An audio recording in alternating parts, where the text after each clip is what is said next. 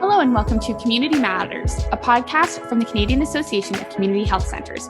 I'm your host, Hilary Leblanc. Welcome to Community Matters. Today I am joined by Annette Charon, the community dietitian at South-East Ottawa CHC in Ottawa, Ontario. I'm so excited to be back. March is Nutrition Month in Canada, so I'm excited to learn more about the nutrition programs at SEO CHC and explore this topic further because I have minimal nutrition knowledge. So I'm excited to have my brain blown a little bit by what you do. How are you doing today? I'm great. Thank you for asking. No, of course. Thank you. Welcome back to Ottawa. Thank you. Thank you. I'm not here as often as I could be, but I am happy to be back. Very snowy, of course. So before we dive into health and nutrition and all that good stuff, as I mentioned, my first time visiting, so I would love to know more about SEO CHC, the community that you're serving here, and some of the programs you offer for this area of Ottawa. Okay, great. So Southeast Ottawa is a non-profit, community-governed organization. We deliver health and social, as well as community development services to our catchment area. We follow the community health center model, which focuses on health equity, prevention, and social determinants of health, as well as clinical care department as well. We have our health services. We work with individuals and families and communities to improve overall health and well-being, as well as reducing barriers to accessing care and strengthening community connections and resilience. Our catchment area is bordered. Our catchment area is bordered by, from the north, Industrial and Innes Road, to the east, Highway 417, to the west, Rideau River, and to the south, Hunt Club Road. So that sort of covers our catchment area. Some services are reserved just for catchment area members, but others are open to others as well. Our population that we focus on, while our services are available to people of all ages, and we do place particular emphasis on the more vulnerable of our highly diverse community. So people facing barriers to care or impacted by social determinants of health. Would be those that are likely to have poorer health outcomes. Of course. So also we help or we support newcomers, immigrants, and refugees, as well as multicultural and multilingual communities, seniors, adults, and with disabilities, and children, youth, and families. So really a wide range of people that we support, and a diverse range of clients. So. Some of the programs that we offer, we have a primary care and health services clinic, with family physicians, nurse practitioners, foot care. We have, of course, chiropody. We have, of course, nutrition services as well. Yep. So some of the we also have lots of practical supports with our intake workers, with our counseling services, crisis intervention, and also, we support a lot of different people or programs through advocacy as well. We have a lot of food navigation and food security supports. We have our own, not our own, but we have emergency food cupboard here at the center, so clients can access that when they need to once a month. Also, some of our sites, we have a clothing cupboard at our early on site. We have housing supports. We have an anonymous HIV testing, as well as community volunteer income tax clinics, and lots of other great services. We have children and youth programming, which is really important. We have a couple of satellite sites which focus on those, but we do have them across across all of our sites in our catchment. We have the early years and early on for families from 0 to 6. We also have our Baby and Me program, which we'll talk about a little bit more coming up. We have milk and egg. We offer milk and eggs to pregnant and breastfeeding parents until their baby is 6 months old. We have prenatal breastfeeding education support, parenting groups, and various youth programming, which is very well attended actually, and they offer regular groups, youth mentoring, school-based outreach, and employment supports as well. So lots of good programming going on there. We do have a very robust community support services, particularly supporting the seniors to stay in their homes longer. We have seniors health promotion and wellness programs, different groups that support connections, skill building, information sharing, and also just, breaking that social isolation that a lot of time people can experience. Absolutely. We have primary care outreach, which we have, supports going to frail seniors living in their homes and who would benefit from assistance with the healthcare management. We have transportation to medical appointments. We have our community and home support services that assist. They offer caregiver support, handy helpers, home helpers. We have a grocery bus. The grocery bus is a lot of fun. It's a bi-weekly school bus that goes and picks up the seniors at their home, takes them out to the grocery store where they have volunteers that will help them shop, and then they'll bring them back home for, I think, a nominal, I think it covers the cost of the bus or something. Wow. Yeah. So there's that great service. And we also have a really fun lunchability program, which is a program geared towards adults with disabilities, where they do, it's an opportunity for them to socialize, to meet new people, and just try different activities. So, and a lot of connections and friendships are made in that lunchability program. Wow. Lots of multicultural and newcomer programs as well. So again, health promotion. We have a really great health promotion team, and so our approach is to create, deliver, and advocate for culturally responsive services to support integration and the well-being and physical and mental health and disease prevention programs to our diverse communities. So again, a multicultural health promoter, a breast screening health promoter. We have the dietitians we are also considered health promoters. We have a youth health promoter. So we have lots of different programs supported by our health promotion team.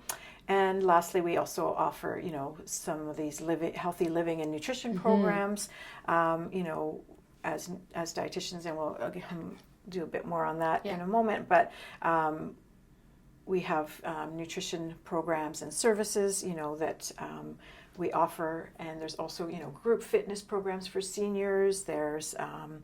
There's a really fun one, horse therapy for seniors, where seniors will go out to a farm, and it really fosters meaningful bonds between horses and seniors in a soothing farm environment. We don't make the seniors ride the horses, but they get to pet them, and be in their space. Be in their space and enjoy I would like that one too, man. That would be a lot of fun. Yeah. So those are quite a bit of the services we offer, but just to support the health and well-being and social inclusion of residents in our catchment, with the primary care, with the social services, health promotion, and community development. So y'all do it all. My goodness, that was so much, but that was so good. I was like a very good, robust understanding. I feel like when you go on CHC's website, you don't really get to hear all of this, and so it's good to understand everything. And I love the grocery program and the horses. That's so awesome. Yeah, it's a wide variety. I often say too, we're like, I don't want to say a one-stop shop, but we have many different supports here, so that if somebody needs support, they can refer to another team or another department. CHCs should hopefully be that wraparound support, right? So it's so good that people come in and they can get everything, hopefully, in one place. So that's awesome.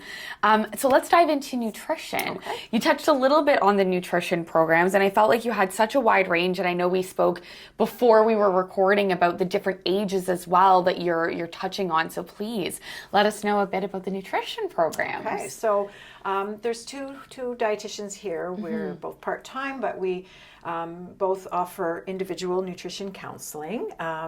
It must be by referral by either our primary care or anybody really, actually any center staff. It doesn't have to be primary care, but any center staff can refer to us.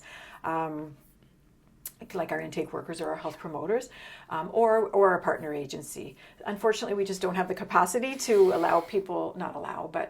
to accommodate people everybody in our catchment area, Right, yeah. because we just wouldn't have the resources for that. Of course. Yeah. But we also, so saying that, because we can't offer individual to everyone, we've created some, or we offer some group programming that allows us to, reach out to a broader range of people. One of them is a Healthy You program, which is a 6-week workshop. It's actually been created and shared by the Hamilton Family Health Team. Oh, wow. They allow us to offer that program, so it's great, and it's all around healthy lifestyle, so being active, even around sleep and feeling good about yourself. So it's not just healthy eating. We touch on all of that. So really just tools to help clients live a healthier lifestyle. We also offer a program called Craving Change, which is a 4-week workshop series. It was developed by a dietitian and a psychologist, actually. And it helps people improve their relationship with food and identify why they eat the way they do, and offer strategies to help deal with problem eating. So so that's a really great program too that we enjoy offering, and I think clients really benefit from it. Of course. We also will do various nutrition talks and cooking sessions to different groups. So whether it's an internal group, so one of our internal, say our seniors health promotion group, or whether it's an external group that might contact us, as long as it's within our not sort of mandate or right, but as long as it makes sense. As long as it makes sense to do, So like, we did one before Christmas on healthy eating for seniors at a community church, and so we'll be doing another one of those actually in May as well. So so we have that. We haven't done as many since COVID, but we do want to resume some cooking workshops that we were doing before, like cooking on a budget and cooking for one and different things like that. But we will do those not individually, but with our health promotion groups as well from time to time. So so those are some really good things we do. Food security work that we have, prior to COVID, we did offer the Good Food Box, which is a bulk buying program that makes fresh fruits and vegetables more accessible and affordable to community members. They basically buy the fruits and vegetables wholesale and sell them back wholesale. So so it really is to help make it more accessible to people facing barriers at affording fresh produce and fruits and vegetables, really. But since the start of COVID, we sort of shifted a little bit, and we assisted more with food security initiative. Initially, it was through delivering food hampers to clients, but now since the end of COVID, it's shifted a little bit to an emergency food cupboard. So we receive a food bank order.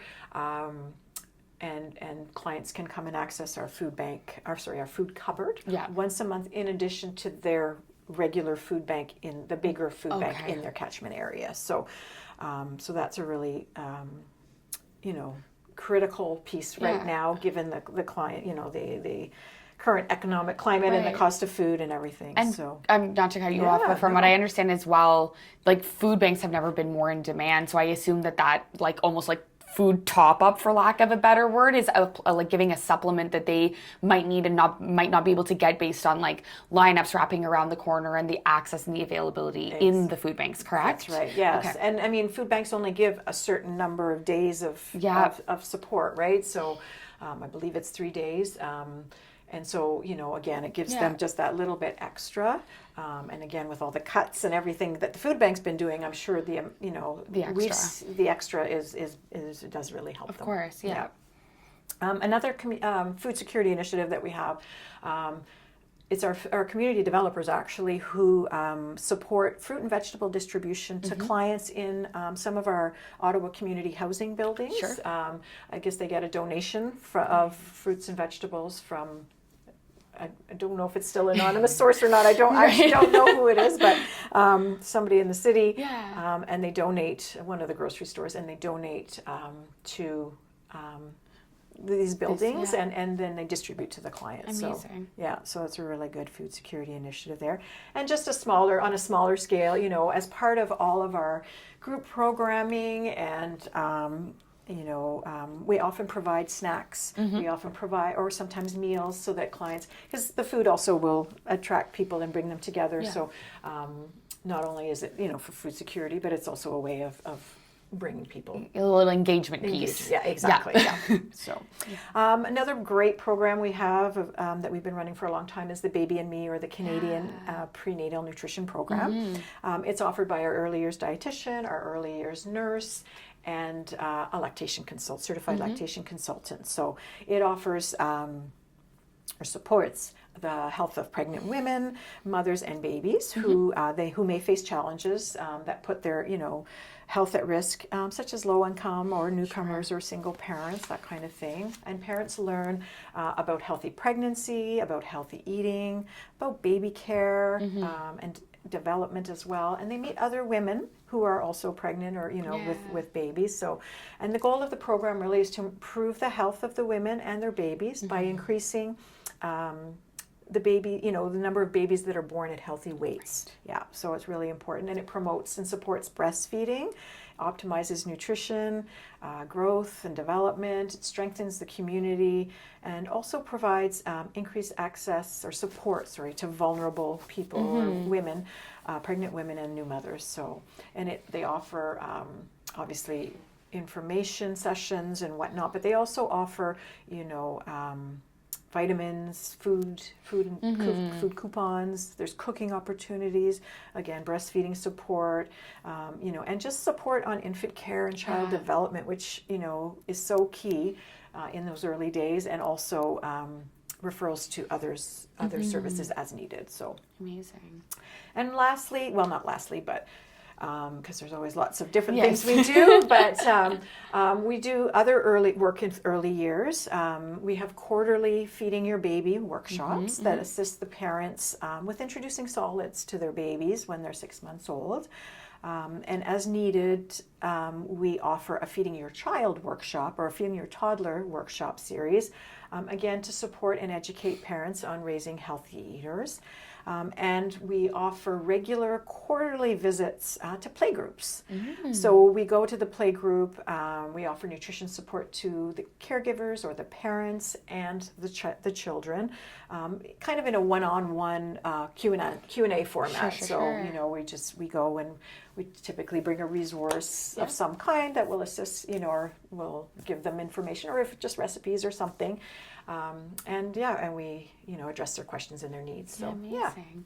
And I think, and you segued perfectly into my next question, because when I was doing the research in the programs, struck by the early years, because I think from my perspective, I completely understand that it's a new foray becoming a parent for a lot of people, and you might not know. And it does seem fairly obvious to me that you want to start that foundational education early on.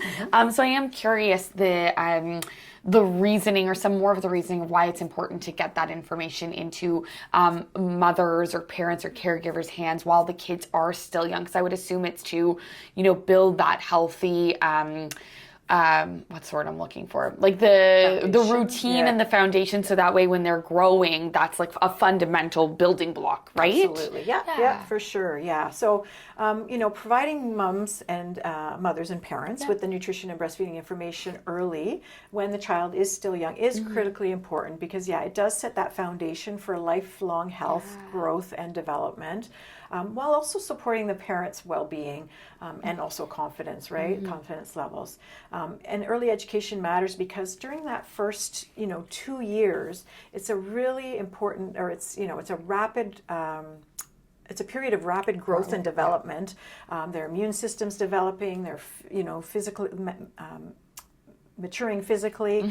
And so nutrition really affects brain and cognitive development. It affects physical growth and development and organ development, as well as metabolic health and future disease risks. So, inadequate poor nutrition in infancy can lead to long-term consequences, some of which cannot be corrected or, reversed later on. So, so it's really important to get, early. When we talk about breastfeeding, and early feeding, shaping long-term health, breastfeeding will help with an strong immune system, lower the risk of infections, can help reduce the risk of chronic diseases later in life, such as diabetes or obesity. So lots of, really important reasons there. And parents who receive that information also may initiate breastfeeding sooner. They may continue to breastfeed for longer. And they also may address challenges before they lead to stopping of that breastfeeding. Okay, wow. Amazing. Yeah.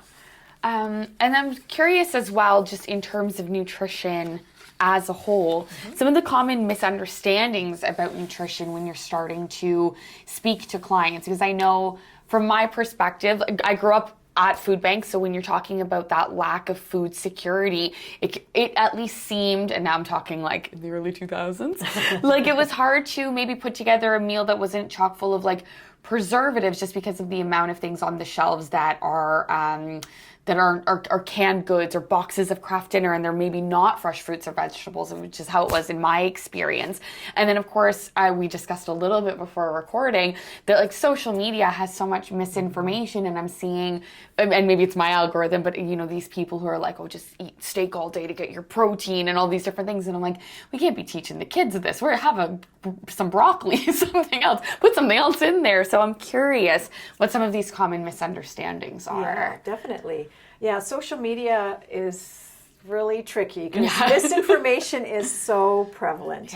You know, and also I feel clients are looking for that quick fix, or they don't want to take the time to cook, or they don't, you know, or they're seeing what other people have had success with, and they want to, you know, jump on that bandwagon, right?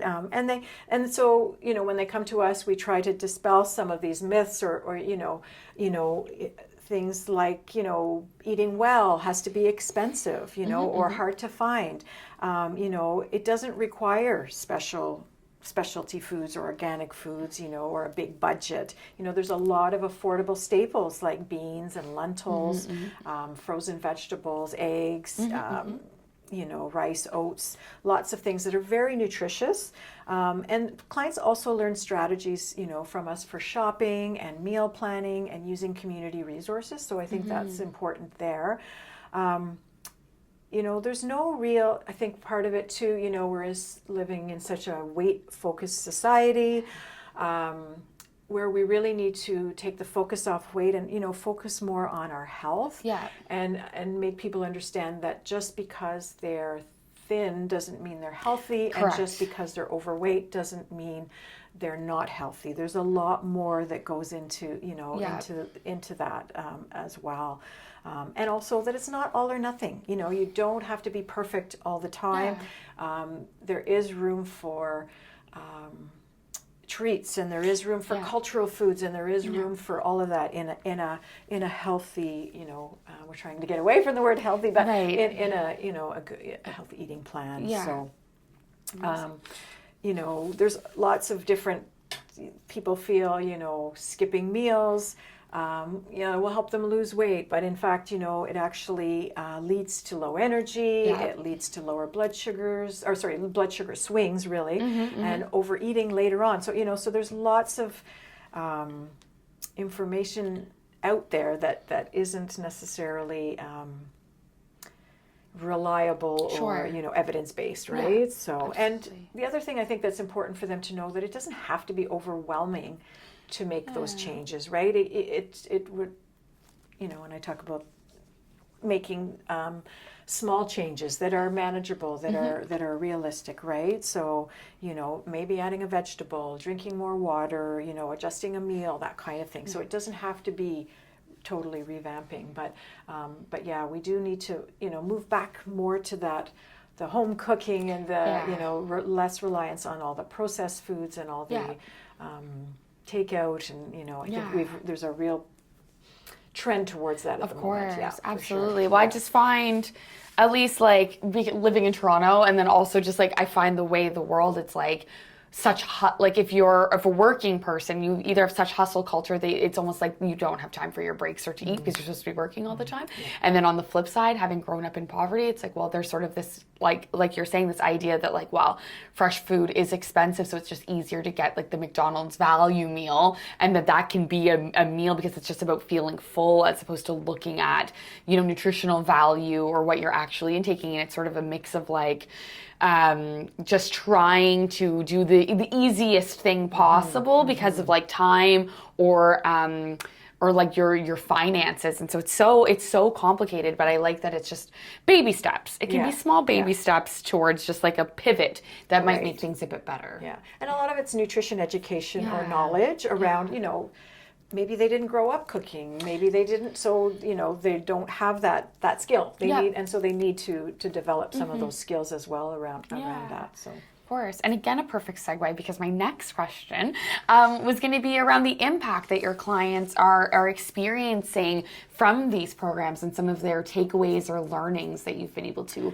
gather. Sure, yeah. So I think a lot of the time, you know, well, we hope that, and we do ask on, you know, surveys at the end as well, but clients can report, you know, better nutrition knowledge and confidence around their food choices, you know, how different foods affect their conditions, you know, things like diabetes, blood pressure, how reading food labels can help them make more informed choices, right? Or you know, portion sizes, and even just, you know, the role of the balanced plate and how that can guide your choices and make you, you know, eat the foods that your body needs, right? Yeah.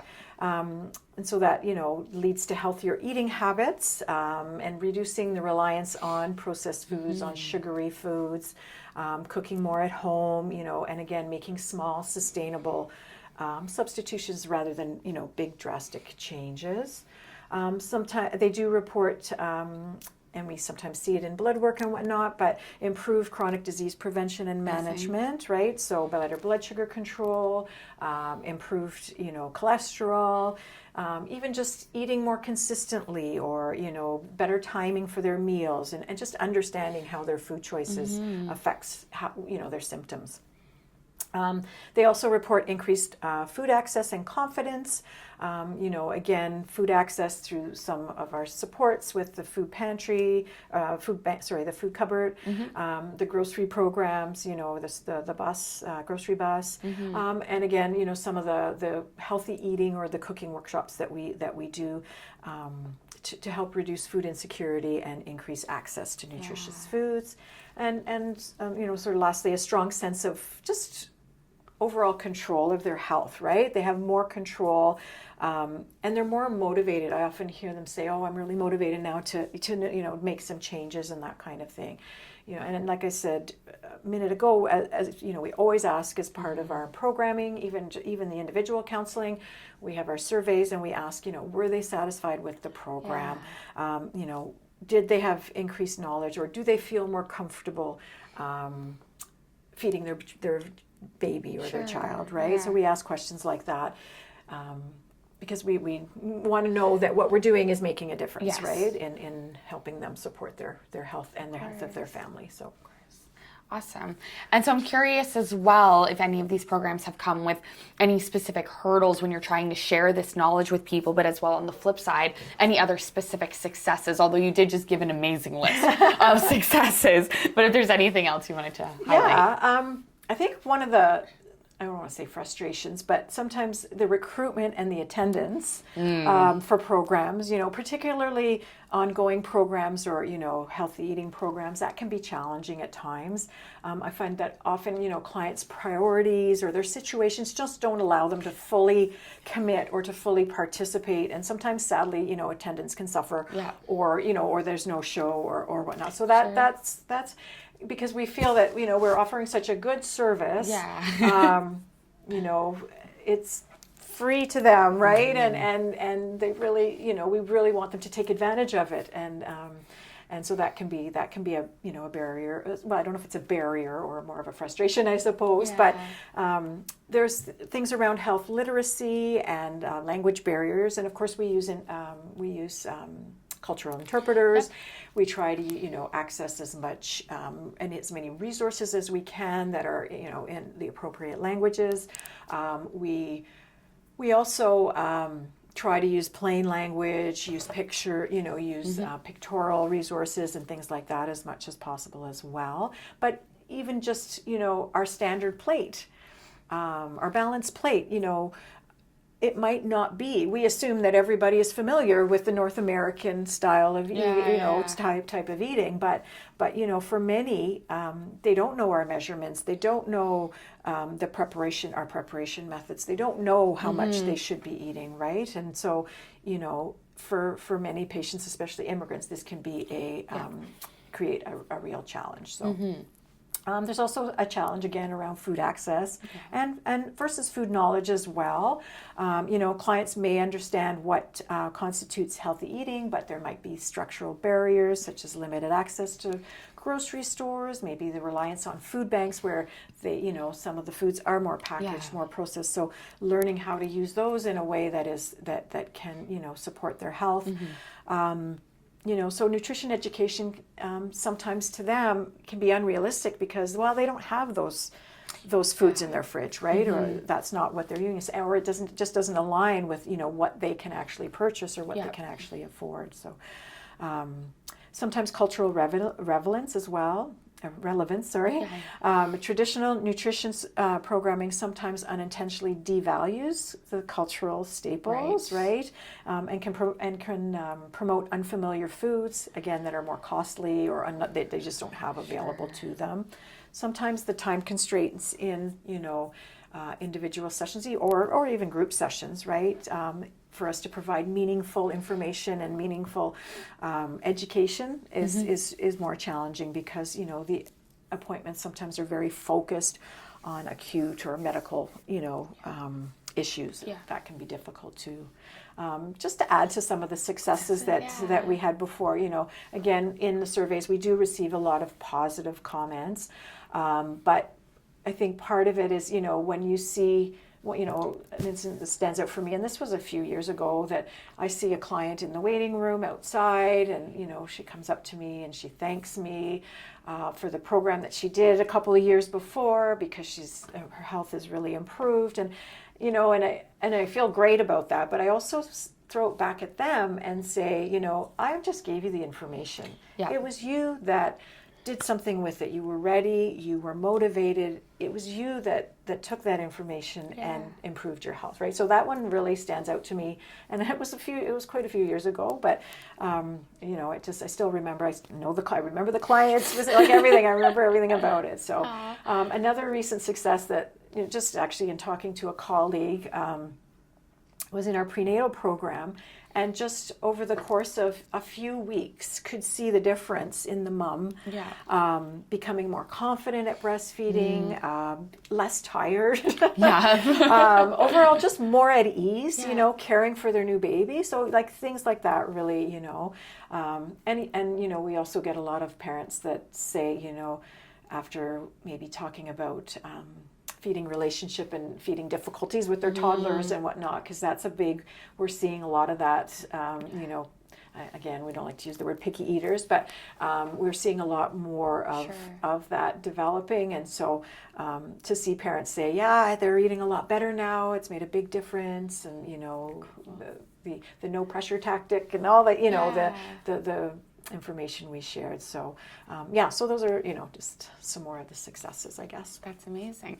And in line with some of that information that you share, I was curious if anyone listening needed a nutrition moment, a little bit of a guide, or anything that they should be considering about their diet. What is one tidbit you would share for just anyone listening? So I always have a hard time with this one because there's a lot that I'd because everybody's situations are different. Right? And their challenges are different.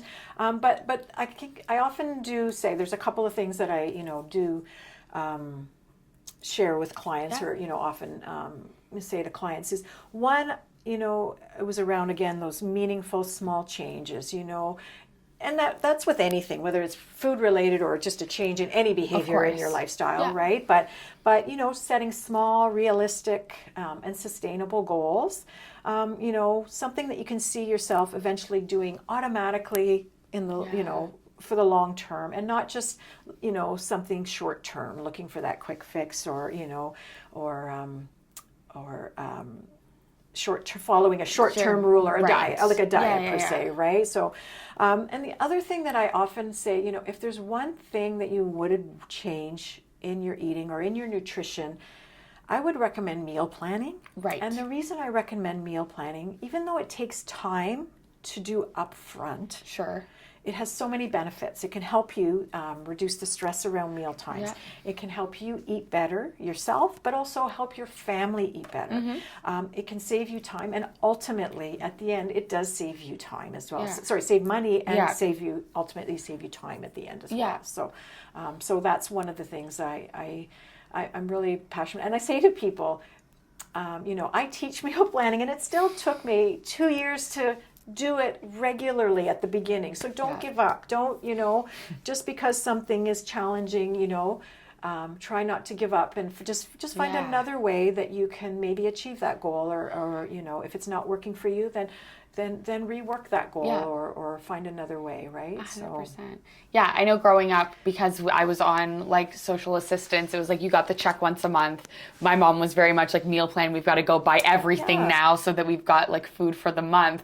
And then like growing up, getting a career, doing my own thing. Now that I live with my partner, he goes to the grocery store every day, but then is upset that he's at the grocery store every day. And I'm like, well, have you considered, like, what do you want to eat all week? And he's like, no, I would want to go get like fresh oregano today. And I'm like, but now you're complaining, you're wasting time, the oregano is going to die. So I need to take your advice. I need to call him after this and say, we're meal planning. Yeah. We're taking Annette's advice. Even if it's just for a couple of days at a time, like it doesn't have to be the full week. But and start small. Like you can start with just a couple of days, or just with the dinner meals, or just with, and then work your way up to something that's more realistic, and maybe you're okay going to the grocery store every 2 to 3 days. I know I don't have the time for that, but so I try to plan. I don't plan for the weekends, because that's usually all over the place. Of course. And I plan on Sunday or Monday. Yeah. So I plan for the week when I'm busy, when I'm at work, or and then the weekends are a little more flexible, so we have more time and we can figure it out. So 100%. Yeah, I got to take your advice. I got to start seeing a nutritionist. Is what I'm saying. Is I'm moving to Ottawa. I'm going to become a client. I'm coming back. And our last question, the one that I always end with. If you could get increased investment, whether it's federal, provincial, or municipal, what would SEO CHC like to achieve? And that can be within nutrition, or it can be the entire community health center. All right. So this is, given the current economic climate and food insecurity, we are doing a lot more advocacy work on behalf of the community around food insecurity than we ever have, before. Before COVID, we talked about we are not a food agency, and now after COVID, we've become a food agency. So we have to tailor a lot of our health promotion and nutrition work around, what people have in their kitchens, maybe, what they're increasingly getting from the food banks. Obviously we feel that investment in basic income, livable wages, employment supports, and all that is really important, and really should go hand in hand with some of the investments that we would hopefully get for our own health promotion and community development work as well. Maybe with more investments, we could do more collective kitchen type things where people come together, we cook. And they might pay a small amount just for the supplies, but because we're cooking in bulk, and it just helps people, one, come together, two, eat more home cooking, and of course save money, save time, and all that kind of thing, right? We've also been seeing a lot more increased investment from the various government levels in our African, Caribbean, and Black mental health funding. We have the locally driven population health model work that's been going on. We have a new health promoter for the Ontario breast screening program, so a lot of work going on there. And we're also potentially looking at moving to a new space. So there's the capital funding as well. So there's lots of areas that we could find to spend increased investment for sure. We'd love more funding. We do get great. We are well supported, but just like anybody, more funding would be welcome. Yeah. If you've got it, bring it over here. We won't say no, but also, but thank you to those who have given. Yes, do appreciate all the investments made to date, and feel that the upstream, but also preventative care. And I've always been a firm believer of this. Health promotion and preventative care is just really critical. To support the system as a whole, right? Yeah. To be able to maintain our healthcare system the way it is, right? Yeah, so absolutely. Health promotion is key. Yes, we continue to share the evidence that if you invest in CHCs, you actually save money in the long run. This is a nod to the government from me personally, not from SUCHC. Annette, thank you so much for taking the time to chat. I might be putting you on the spot because I didn't even think, but if there is a website where anyone listening could go if you'd like to share what it is. So our website, we are South-East Ottawa Community Health Center website. It's www. I believe seochc.on.ca. Yeah. And we're also on Facebook. We're on, I believe we're still on Twitter. And I think Instagram as well. Yeah, on all of those sites. So there's lots of ways to reach out and get information and about our services. Yeah. Amazing. And stay tuned because they might be doing something for Nutrition Month and we will be promoting it. But it is currently under wraps. That's right. Yes. Thank you again for chatting, and now I'm going to go find a nutritionist.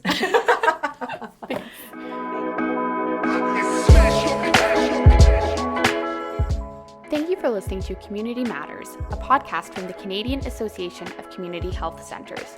To learn more about our association and the important work of community health centres across Canada, go to www.cachc.ca.